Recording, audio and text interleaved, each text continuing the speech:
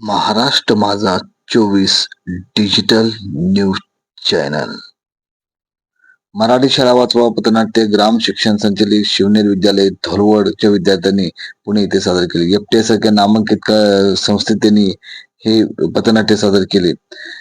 या पथनाट्यासाठी संचालक सुवर्णा नलवडे, पौर्णिमा भोर, शिक्षक शिवचरण सर यांनी विशेष सहकार्य केले.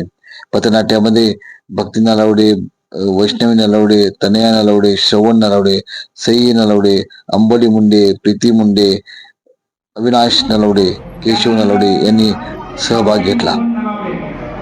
वैष्णवी जालिंदर नलावडे, तनया मुंडे नलावडे, श्रवण सोपान